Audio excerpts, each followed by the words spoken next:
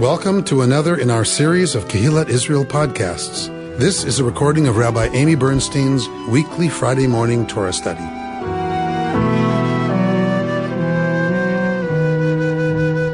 We are in Vayakhel Pikudei. It is a double portion, and we are kind of in the middle of this double portion, so it doesn't make a lot of sense where it starts to me. Where are we? 37. Great. Verse 17 is where we should be. Okay. I mean, it doesn't really matter, but you know me. I try to stay honest. All right. So he made the lampstand, the menorah of zahav, tahor, of pure gold. He made the lampstand, its base and its shaft of hammered work. Its cup, calyxes, and petals were of one piece with it. 6 branches issued from its sides, 3 branches from one side of the lampstand and 3 branches from the other side of the lampstand. And then, of course, we have the one in the middle for a total of 7. There were 3 cups shaped like almond blossoms, each with calyx and petals on one branch. And there were 3 cups shaped like almond blossoms, each with calyx and petals on the next branch. So for all 6 branches issuing from the lampstand. On the lampstand itself, there were 4 cups shaped like almond blossom, each with calyx and petals. A calyx of one piece with it under a pair of branches, and a calyx of one piece with it under the second pair of branches, and a calyx of one piece with it under the last pair of branches, so for all 6 branches issuing from it. Their calyxes and their stems were of one piece with it, the whole of it a single hammered piece of pure gold. He made its 7 lamps, its tongs, and its fire pans of pure gold. He made it all and its furnishings out of a talent of pure gold. If that sounded confusing, it is.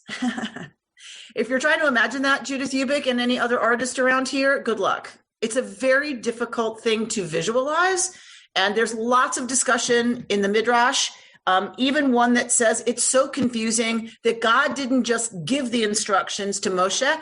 God gave a blueprint of the instructions, like an actual visual rendering to Moshe in his brain. Because otherwise nobody can figure out how to do this in real life. So if you're confused, and that's a little bit why I'm flying through it, then I'll give us a little visual, and then we're going to talk a little bit more about all this gold stuff. He made the incense of altar of acacia wood, a cubit long and a cubit wide, square, and 2 cubits high. Its horns were of a piece with it. He overlaid it with pure gold, its top, its sides round about, and its horns, and he made a gold molding for it round about. He made 2 gold rings for it under its molding on its 2 walls on opposite sides as holders for the poles with which to carry it. He made the poles of acacia wood and overlaid them with gold. He prepared the sacred anointing oil and the pure aromatic incense expertly blended. He made the altar for burnt offering of acacia wood 5 cubits long and 5 cubits wide, square, and 3 cubits high. So we have the incense altar, and now we have the animal altar, right? The burnt offerings. He made horns for it on its 4 corners, the horns being of one piece with it, and he overlaid it with copper. He made all the utensils of the altar, the pails, the scrapers, the basins, the flesh hooks, and the fire pans. He made all the utensils of copper. He made for the altar a grating of meshwork and copper, extending below under its ledge to its middle. He cast 4 rings at the 4 corners of the copper grating as holder for the poles. He made the poles of acacia wood and overlaid them with copper, and he inserted the poles into the rings on the side walls of the altar to carry it by them. He made it hollow of boards. He made the laver, we remember this, don't we, of copper and its stand of copper, from the mirrors of the women who performed tasks at the entrance of the tent of meeting. Remember, we studied this at one of the women's Passover celebrations, a couple of midrashim about these women and what they were up to. It's fun stuff, people. He made the enclosure on the south side 100 cubits of hangings of fine twisted linen for the enclosure, with their 20 posts and their 20 sockets of copper, the hooks and bands of the posts being silver. On the north side, 100 cubits with their 20 posts and their 20 sockets of copper, and hooks and bands of the posts being silver. Same on the west, on the front. To the east, 50 cubits, 15 cubits of hangings on the one flank with their 3 posts and their 3 sockets. and 15 cubits of hangings on the other flank, on each side of the gate of the enclosure, with their 3 posts and their 3 sockets. All the hangings around the enclosure were of fine twisted linen. We studied a little bit about this when we were looking at the priest's clothing and talking about Purim, right? So this is also what's going to be used in the coverings of the Mishkan. The sockets for the posts were of copper. The hooks and bands of the posts were of silver. The overlay of their tops was silver. All of the posts of the enclosures were banded with silver. The screen of the gate of the enclosure done in embroidery. So now we're talking about the curtain that hangs down, was of blue, purple, and crimson yarn. This should sound familiar. And fine twisted linen. It was 20 cubits long. Its height or width was 5 cubits, like that of the hangings of the enclosure. The posts were 4. Their sockets were of copper. Their hooks of silver, and the overlay of their top was of silver, as were their bands. All the pegs of the tabernacle and of the enclosure round about were of copper. So one of the real questions is why? So there's a couple of questions. One is, did it really happen? That's number one. Number 2 is, why? Why all the detail about this, and why do this? Why have this? So the answer to at least part of that second question, why, is because. That's what you do. In the ancient world, in the ancient Near East, because that's what you do. Everybody has a shrine. And if you're a semi-nomadic pastoralist people, you have a portable shrine. So you have to be able to move that wherever you're going, right? So everyone had a shrine because religious human beings from the ancient Near East, and this is across many different cultures, not just the ancient Near East, but in the ancient Near East, you had to have a space that allowed you to feel safe as a human being, and that you were connected to the deity that created the cosmos. And how you did that was you represented the cosmos in physical space. So everyone can look at the Mishkan, and you could see how every element of the Mishkan mimics creation. So they line it up very carefully. There's all these charts everywhere. You can find them anywhere on the internet, how the Mishkan lines up with the 7 days of creation and all of the elements of those 7 days of creation. Ancient humans needed a representation of the cosmos as the place in which they met the God of the cosmos. We understand things a little bit differently now, but we still have the same need, right? All y'all who are saying, when can we come back to KI? When can we come back to KI? Right? Why? Here we are. We're all together. So yes, some of it's about being in person, obviously. But some of it also, let's be honest, is about wanting to be in the sanctuary, right? It's about wanting to be back in our sacred space together. Now, in the ancient world, it's not a gathering place for the community, because only the priests and Levites could be inside that outer boundary. This was typical in the ancient world. You brought your offerings to the priest. Only the priest knew the rites and rituals that were happening inside the Mishkan, inside the sanctuary. So there would be an offering bench, and the priests would put the offerings on the offering bench inside where, the deity was supposed to dwell. Before a niche in the wall would be a representation of the deity. And this fed the gods and it fed the priests. Israel is very much like its neighbors in this regard. That only the priests could be in there doing the offerings. The deity was understood to have a certain presence there. But for us, it's between the Kruvim, between the cherubs on top of the ark. Remember, we think of the ark as big because we're used to seeing a Torah ark. But did you see the representation in that video? It's low. It's on the ground. Then you can understand how this would be the footstool of Yud-Heh-Vav-Heh.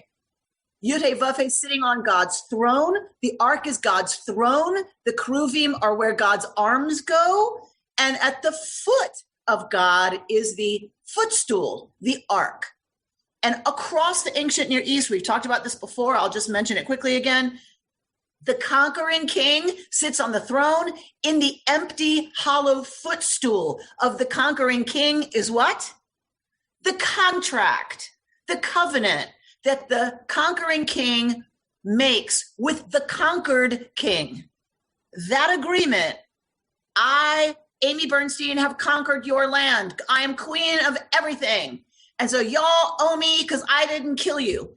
And so now y'all are going to agree to give me this much from your crops and this much in taxes and this much of your people as my slaves to do my bidding. I'm getting carried away. Can you see there's a fantasy going on there? Okay, so then the that agreement goes in the footstool of the throne of the conquering queen.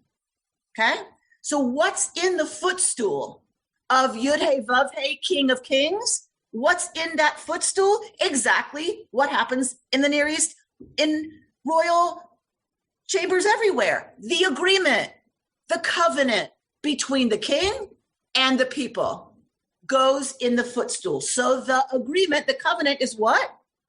The tablets, right? Of edut, of witness. Why are they called of witness? What are they witnessing? They're witnessing the obligation of Israel to its king.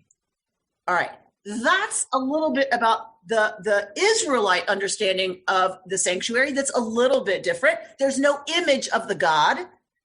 There's a throne on which the invisible God and King, Yud-Heh Vav-Heh, sits. Okay.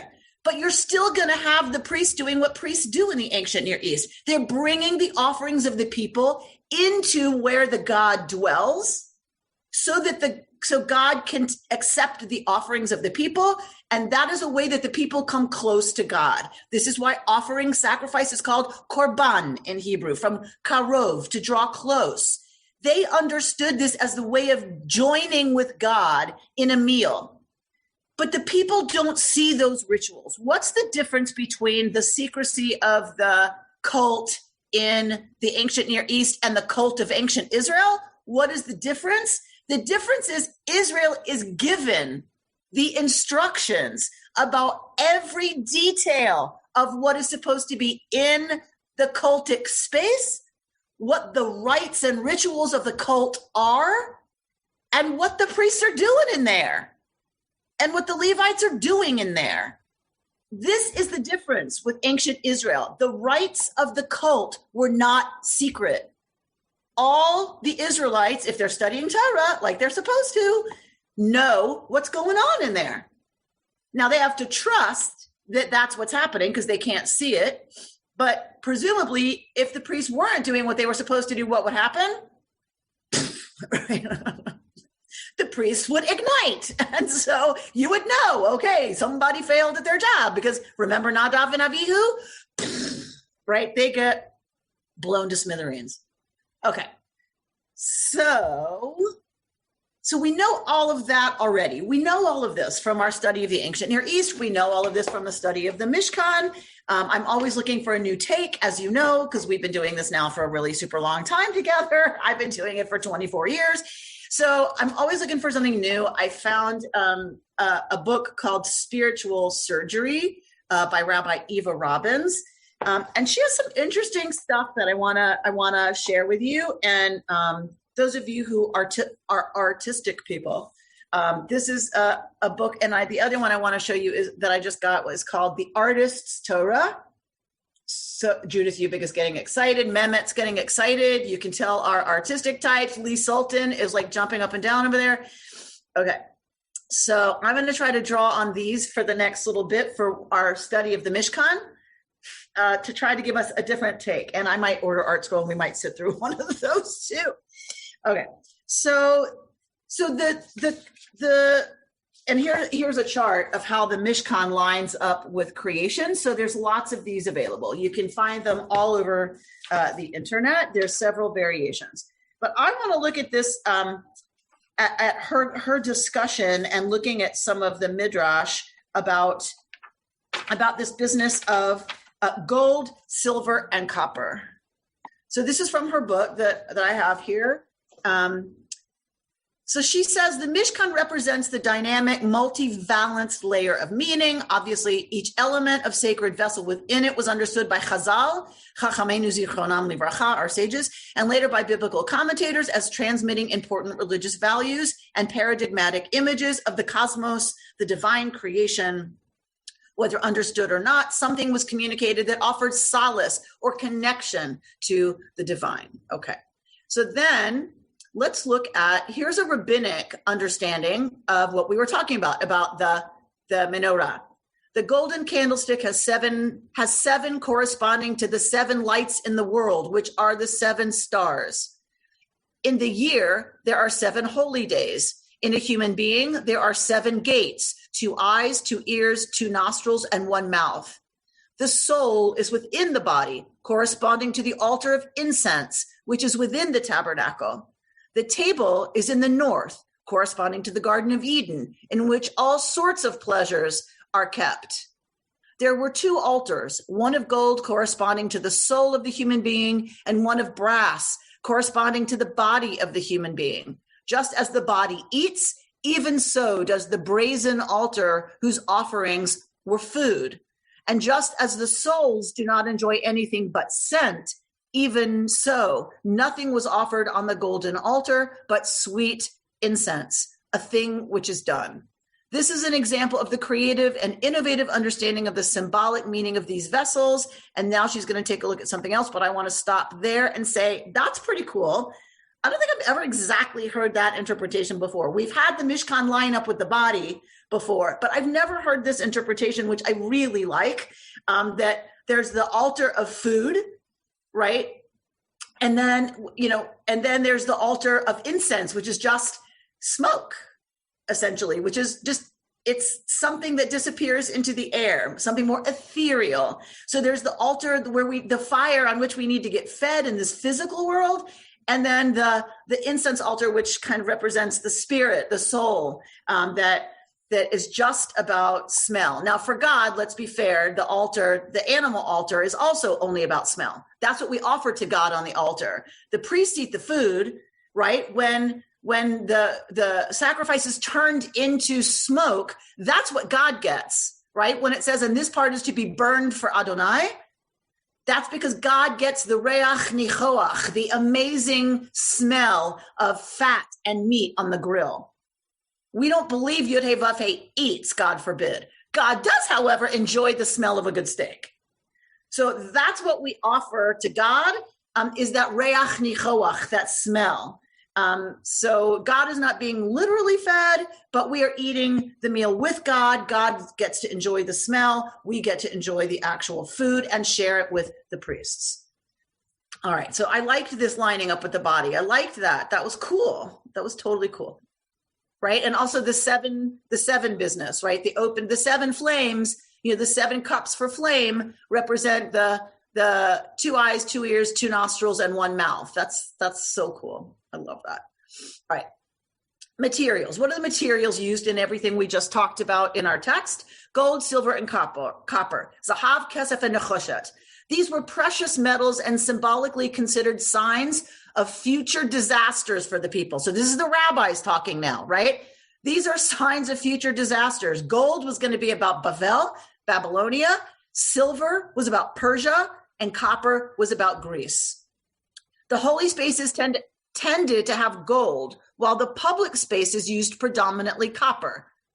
Now we're going to look at what Samson Raphael Hirsch says. Metals offer themselves more than anything else for allegorical expressions of our moral relations to our calling, the properties we should have towards our duty in general. He points out that copper would represent the ignoble nature. Why? Because it's a mix, right? Silver, the one who was ready to be ennobled by purification, and gold, the most complete sense of purity and goodness. So Hirsch is saying the reason these different metals are used in all these different places and in different ways is because they represent the moral call of the Mishkan. And, and then, so what would that be? The part of us that's not connected to that as much. The part of us that's ready to, by purification and other things, learning, we might say, practice. And gold, the most complete sense of purity and goodness. Gold, the most precious of them all, was used for the ark with the kruvim, the rings and staves, the menorah, and the table with their implements, the beams with rings and the pillars of the partition, the entrance screen and their hooks, belts, and caps. Gold was often seen as fit for royalty and associated with success, achievement, triumph, prosperity, luxury, and affluence. It transmitted great wealth and beauty.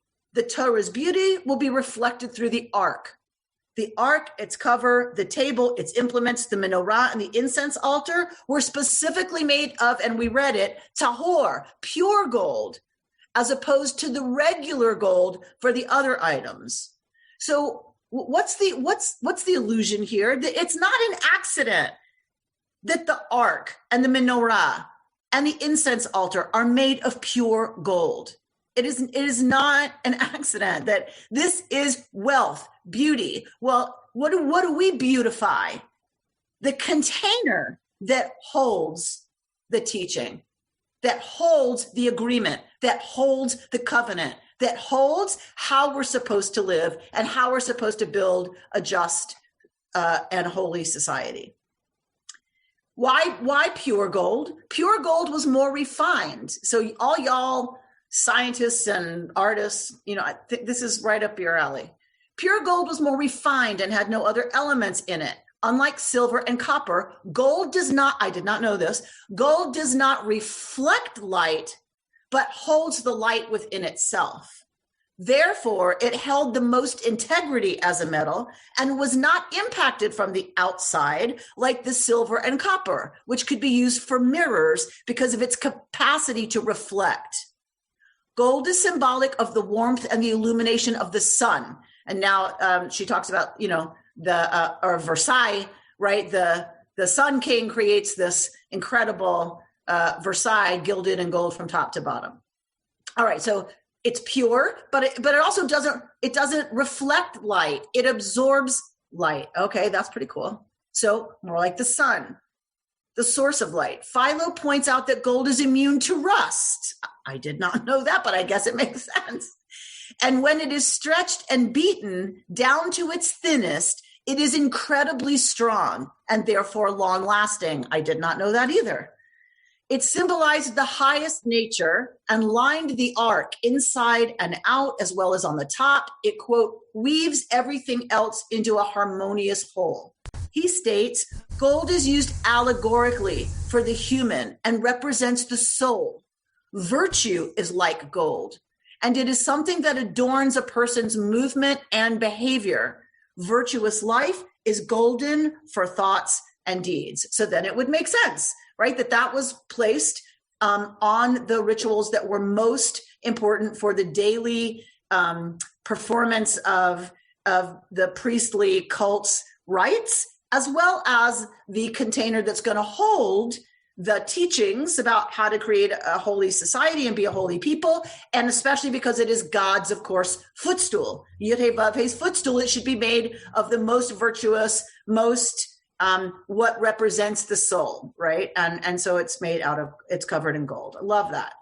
Aviva Zorenberg sees it representing fire, motion, infinite transformation, therefore fitting for the kruvim and the ark, framing the sacred space, the hollow out of which God will speak.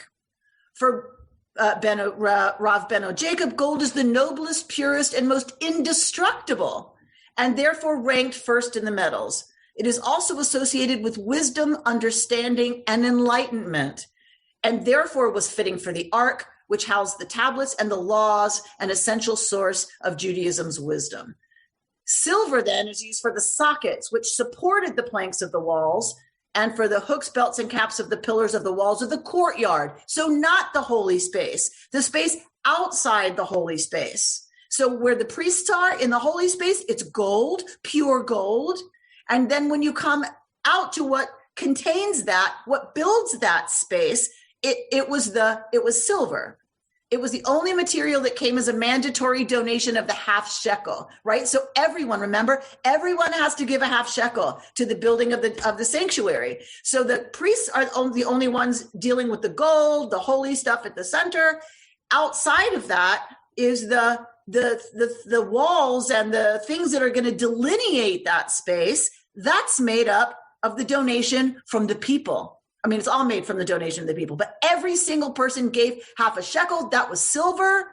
Therefore, it symbolized the unity of the people and the tremendous support, both emotionally and physically, that held the Mishkan up. Silver shimmers like the celestial orbs and therefore could be associated with cycles of the moon, Hirsch says. Gold, this is the sun. Silver, this is the moon. Copper, this is the west. Judaism is aligned with the feminine because it ebbs and flows.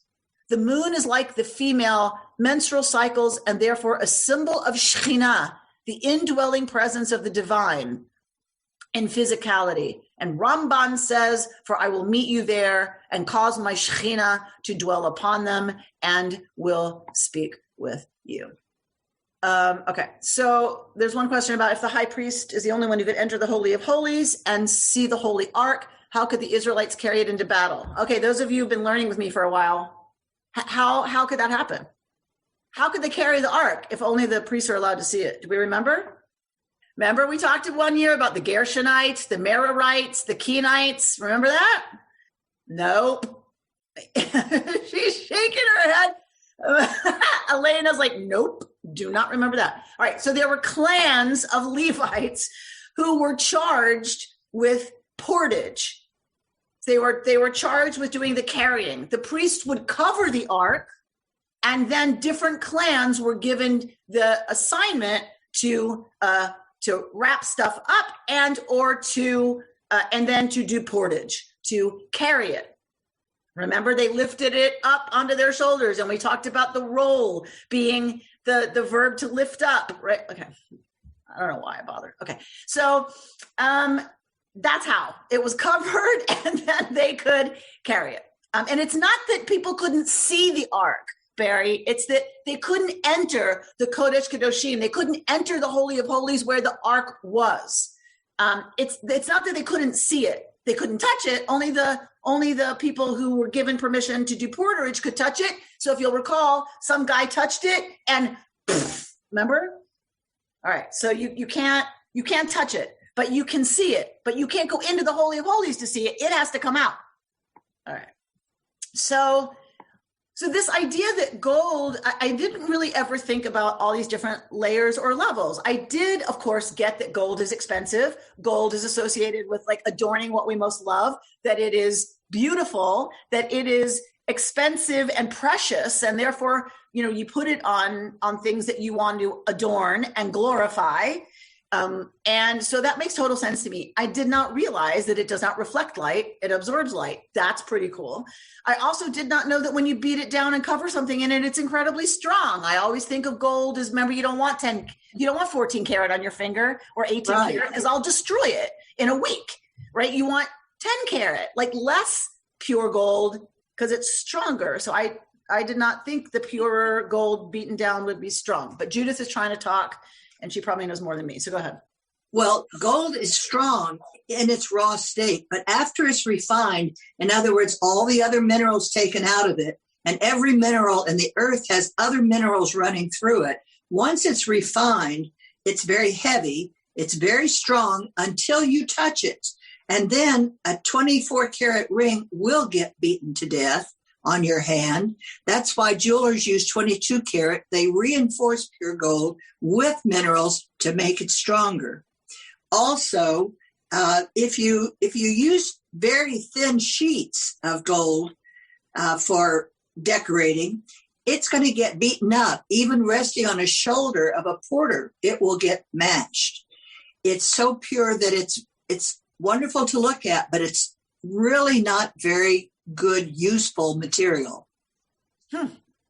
So it does reflect light, as you say, but you'll never find even jewelry marked pure gold like you see in China, Thailand, other parts of the world. it's really 22 karat gold. And even most of the 22 karat gold, if pressed, they will admit it's 18 karat. 10 karat gold is, or even 14 karat gold is not considered even really gold by Europeans and Americans because it's too diluted. 24 karat means it's 24 out of 24 parts gold. 14 carats means that it's only 58% gold. 18 carats means it's 75% gold. 22 carats means pure gold, but a few minerals are put in it as well.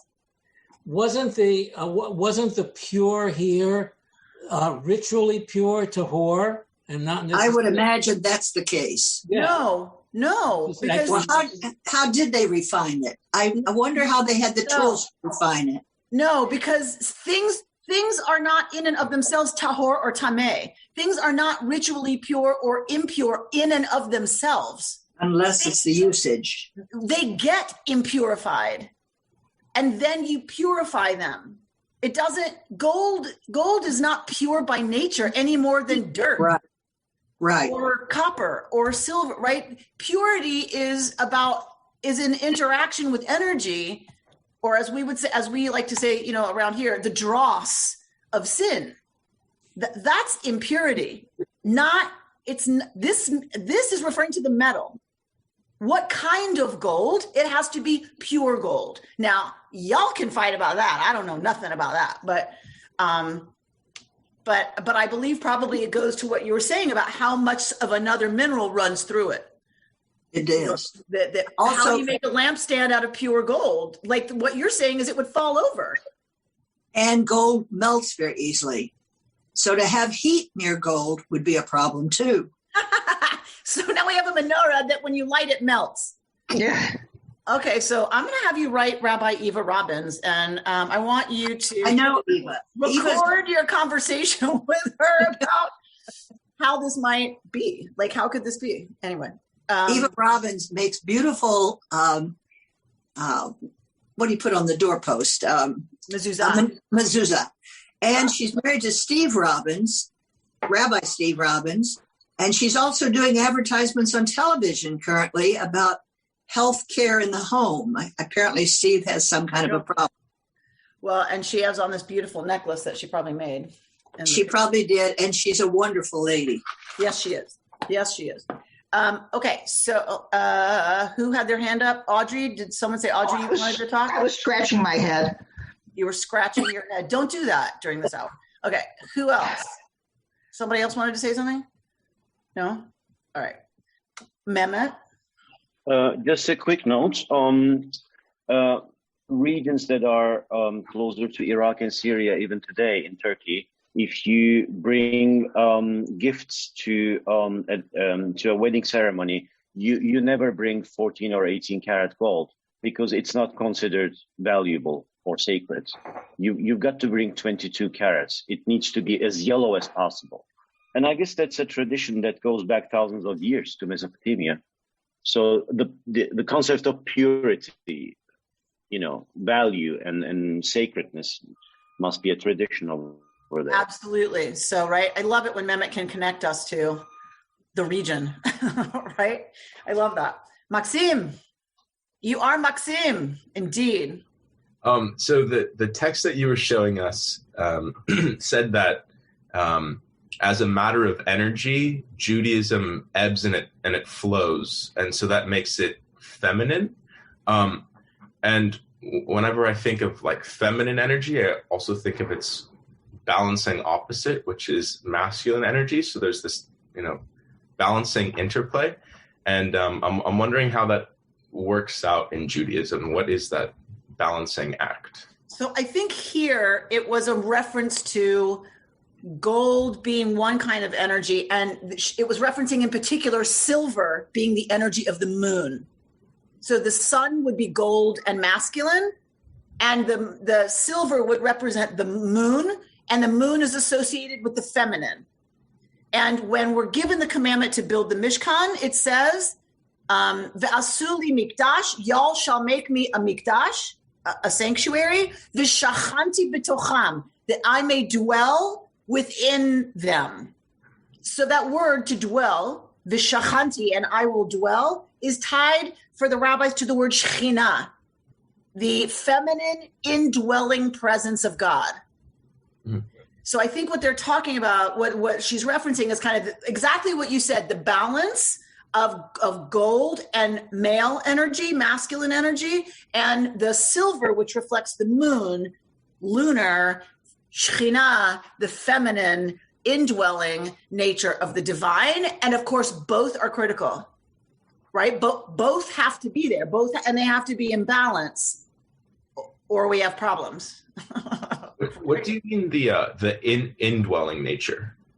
So for ancient Israel, they understood that God was out there and bigger than everything, right?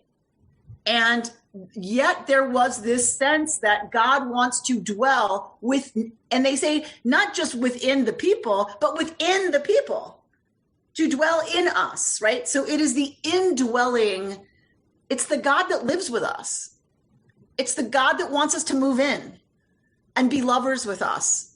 The beloved, capital B, right? So the intimacy of kind of the indwelling God, help me people, give me another word. I keep just coming back to indwelling. There's another word that we use for Shekhinah, for I don't know. So I'm not communicating it, am I? Well, I think that makes sense because I actually read these ancient yogic texts in one of my classes last semester. And one of the ideas was that like your internal soul is like the same as the universe, and there's this sort of oneness in that. But that seems very, very similar to what you're saying about this inner dwelling versus this external. Yes. So soul is close, but the Shekhinah is more than just each of our souls. You might call it the oversoul, of which each of us has a spark, if that makes sense. It's the energy of the divine that is present right here. Then there's the energy of the divine that's like the cosmos, and the bigger out there kind of God. And for the rabbis, Shekhinah was this very intimate, Shekhinah is the lover of Yud-Heh Vav-Heh. They unite. According to the Kabbalists, they unite on Shabbat, and when they unite, like we pray for them to unite, we want to mimic that down here to make that happen above. And so Yud-Heh Vav-Heh unites with Shekhinah and everything's groovy, right? So it has to be that they come together. So they're not separate, but they do have this image of the Shekhinah being the feminine, Yud-Heh Vav-Heh being the masculine, and they unite in an intimate, loving connection that sustains the universe. So is that sort of like if we are created in God's image, then there's that part of us that we all carry about within us that is reflective of God. And so that's that piece of us, and that we all carry that with us because we are God's creatures. Yes. And so every time you see the rabbis lining up the Mishkan with the body, part of it is that move. We don't have the Mishkan anymore. We don't have the temple anymore. So the rabbis know we have to shift. And so every time they make the Mishkan tie to the body, for me, it's that move to V'shachanti b'tocham. Let them build me a mikdash so that I may dwell in them. And so each of us is supposed to understand ourselves as a mikdash me'at, as a small Mishkan, right? Yes. And so that then within us, is the dwelling within us, just like in the Mishkan, dwelling within our holy of holies, the heart, the space, the soul, whatever, is, yes, the divine presence. And that we are created of and in the image of the divine. Yes, Mehmet. I think back then in those times, that must have been a step forward in the history of gods and deities, because as you said, God is out there. That used to be the concept for a very long time until, I guess, monotheism came, and especially Judaism. And then we started saying God is in us. God dwells in us. So that must be a part of a protest movement to the concept of gods. 100%. I'm not sure if I'm explaining it well. 100%. It is revolutionary. But it's really the rabbis that make that move, right? It hasn't happened with the Israelites. It happened in the rabbinic times. Yes, because I think the Israelites are now post-exile. There is a revolution in that God is invisible. We know what's happening inside that space. There's not many gods. There's the one God that creates the universe and creates us, and is represented in the Mishkan. That is a change. And I'm not going to say it's better or worse, right? It's a change. The big change comes when that's obliterated as a possibility. When the temple is destroyed, it's the rabbis who make the move, and they were already pushing against, right, the temple and the priesthood before the temple's destroyed, right? There's already this movement away from the physicality and the focus on the sacred space and the cult. There's this move away from that to what about being ethical? What about being moral? What if the priest is corrupt? God is still going to accept that sacrifice? Right? That starts to not make a lot of sense to a lot of people who really remember the Holiness Code. We talked about this with the Holiness Code, that there's this push now towards moral, ethical parts of the commanded tradition and not just the cult. But once the temple's destroyed, the cult is gone. And now it is only and all about God that dwells within us, that is connected to the God of the cosmos. We become that connection point. Our behavior in the world becomes the ritual that used to happen in the temple, right? And so then it dictates how we treat each other then as well, because we are all a piece of that holiness, or whatever you want to call it. Absolutely. Absolutely. That becomes a big move, that it is now located in us, right? And in our behavior in the world, the divine, and where, so that's how it moves out of space. What remains? Heschel's great quote, what remains? The cathedral in time, Shabbat. Shabbat remains. From the time of the Israelites to now, right? This relationship to space dramatically changed. What did not? Our worshiping in the cathedral of time. Time set aside, the way the Mishkan was sacred space set aside for connection to the divine. What remains forever, Oti leolam, it is a sign between us forever, says the divine, is the worship in the sanctuary that is still extant in time, set aside for the connection to the divine. And that is how, by the way, this parsha ends, these parshiyot end, is with they're talking about melacha, they're talking about all the work and the craftsmanship and all the things that go into creating the Mishkan. Immediately following that, it says 6 days they shall do this business, but on the 7th, they shall cease from their melacha, from their work. So the rabbis say the word melacha is used by the rabbis right after talking about all the melacha done for the Mishkan. There must be a connection. Therefore, it can't be an accident, God forbid. So melacha that we're not allowed to do on Shabbat must mean anything that was done as melacha that was part of building the Mishkan. So any melacha that was done to build the Mishkan is how the rabbis get what's forbidden to do on Shabbat.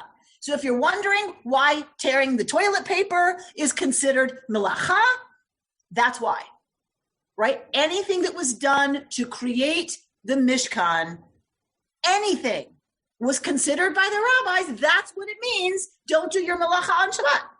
Because it's right there. They're right next to each other. That has to be a connection.